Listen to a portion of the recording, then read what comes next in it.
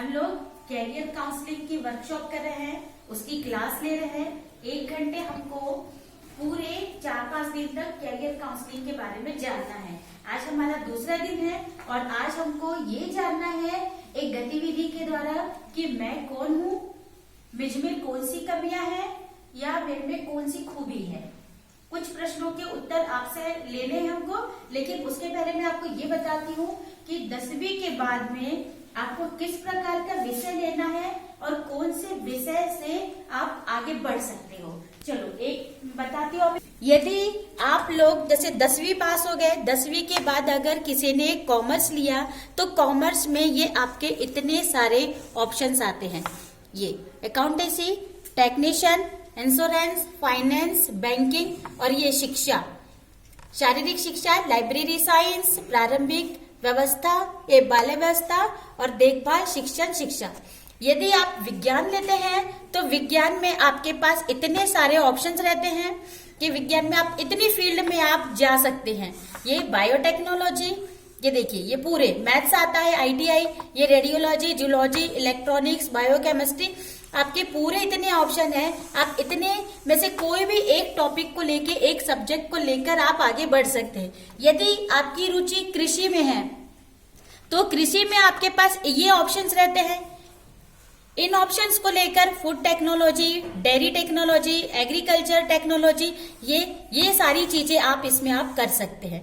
यदि आप स्वास्थ्य विभाग में जाते हैं तो स्वास्थ्य विभाग में जाने पर आप नर्सिंग, मनोवैज्ञानिक, फार्मेसी, ये सारे ऑप्शंस आपके पास दिए हैं जिससे आप अपने लक्ष्य को आगे बढ़ा सकते हैं और आप पढ़ सकते हैं। अगर आपकी रुचि इन सब में किसी में नहीं है, आप डिजाइनिंग में जाना चाहते हैं, डिजाइनिंग का भी कोर्स होता है, तो डिजाइनिंग में भी आपके पास इतने सारे ऑप्शंस दिए हैं। इंटीरियर, टेक्सटाइल, मल्टीमीडिया, ये सिविल सर्विस में अगर आप जा रहे हैं, ये अगर आप लोग जैसे आर्ट्स लिया है तो आर्ट्स के बाद भी आप अपने सब्जेक्ट को आगे बढ़ा सकते हैं दूसरे ऑप्शंस लेके, कई कोर्स करके। अब यदि आर्ट्स वाले ये इसमें लॉ में जा सकते हैं, मतलब वकील जो बनते हैं उसमें, ये सारे चीजों को इतने सारे ऑप्शंस आपके पास दिए हैं। इनमें से जिस विषय में आपको रुचि है वो विषय को लेकर आप अपने करियर को बना सकते हैं। जैसे मैंने पहले भी आपको बताया था, एक बार फिर से आपको शुरू से बता रही हूँ, आप इसको समझिए। देखिए प्राथमिक शिक्षा है हमारी। प्राथमिक मतलब आप कहाँ से जाते हैं, 1ली से 5वीं तक की आपकी शिक्षा होती है। उसके बाद में विद्यालयीन शिक्षा आती है पूरी। तो यह हमारा करियर का चुनाव हम कहाँ से करते हैं, हमारे करियर का चुनाव हम 10वीं से करते हैं। हम अभी 10वीं में पढ़ रहे हैं। अब हमारे लिए चिंता का विषय ये है कि यदि हम 10वीं में पास होते हैं तो हमको कौन सा विषय लेके पढ़ना है। ये यदि देखिए आप 10वीं में हैं, आप पास हो गए, आपके पास ऑप्शंस हैं। एक ये यहाँ जा रहा है, ये आपके पास एक आईटीआई का ऑप्शन है। 10वीं के बाद भी आईटीआई होती है। आईटीआई में भी बहुत सारे विषय होते हैं, ये फिटर, ये सारे, ये देखिए ड्राइंग का होता है, इलेक्ट्रिकल का है, मोटर मैकेनिक का होता है, ये डिजाइनिंग का होता है। ये सारे जो है ना इतने सारे ऑप्शंस रहते हैं। इनमें से किसी भी एक विषय में, जिस विषय में आपकी रुचि है वो विषय को लेकर आप मतलब आगे बढ़ सकते हैं, आपकी रुचि के ऊपर। यदि अगर आपको आईटीआई से या टेक्निकल फील्ड कहते हैं इसको, यदि टेक्निकल फील्ड में आपको कोई रुचि नहीं है तो आप यहाँ पर पॉलिटेक्निक में आ जाइए।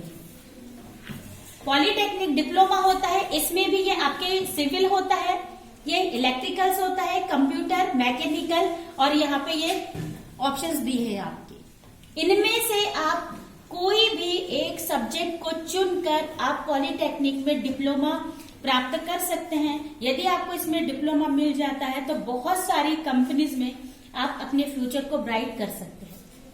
ठीक, आपको ये भी नहीं बना, ये भी नहीं बना, ये सारे चीजों में आपको जैसे कोई रुचि नहीं आई है, हमारे पास बहुत सारी परेशानी आ रही है कि शायद कॉलेज दूर है या हमारे पास पैसे नहीं है, बहुत सारी समस्या, तो आप कुछ ना करके सीधे आप अपनी पढ़ाई को 11वीं 12वीं तक लेके जाइए। अब 11वीं में आपको जाना है तो फिर वो विषय की चयन की बात होती है कि हम 11वीं में जाएंगे तो हम कौन सा विषय लेंगे। तब फिर आपके पास में ना सब्जेक्ट आते हैं 11 से कि हमको विज्ञान लेना है। देखो ये आर्ट्स है, ये कॉमर्स है और ये विज्ञान है। फिर 11वीं से आपको सब्जेक्ट चुनना है। यदि आप आर्ट्स में जाते हैं या कला समूह में जाते हैं तो आपके पास इतने सारे ऑप्शंस हैं। ये देखिए, पटवारी, डीसीए, बीएड, डीएड, ये सारे, एसएससी, ये पूरे। आर्ट्स में जाते हैं, आर्ट्स को कला समूह कहते हैं। यदि आप वाणिज्य में जाते हैं, वाणिज्य का मतलब होता है कॉमर्स, आप कॉमर्स में जाते हैं तो आप बैंकिंग की तैयारी कर सकते हैं, आप सीए की पोस्ट के लिए अप्लाई कर सकते हैं, और इसमें भी आप डीएड, बीएड, कंप्यूटर, ये सारे कोर्स आप इसमें भी कर सकते हैं। ये इतनी चीजों की तैयारी आप आराम से कर सकते हैं यदि आप कॉमर्स लेते हैं। अगर आपको ये दोनों विषय नहीं लेना है, इसमें रुचि नहीं है, तो हमारे पास एक विषय आता है विज्ञान समूह। विज्ञान समूह में आपके पास बहुत सारे ऑप्शंस रहते हैं। विज्ञान समूह में भी 3-4 चीजें होती है। यदि आप एग्रीकल्चर में जाना चाहे तो आप उसमें जा सकते हैं, यदि आप कंप्यूटर साइंस लेना चाहे तो आप कंप्यूटर साइंस ले सकते हैं, और यदि आप मेडिकल फील्ड में जाना चाहे तो आप मेडिकल फील्ड में जा सकते हैं। मेडिकल फील्ड में जाने के लिए एक परीक्षा होती है, पीएमटी, प्री मेडिकल टेस्ट बोलते हैं, उसमें भी आप अप्लाई कर सकते हैं। 12वीं के बाद भी वो परीक्षा होती है, और इसमें भी बहुत सारे आपके सब्जेक्ट दिए रहते हैं कि आप कौन से सब्जेक्ट को लेके क्या कर सकते हैं।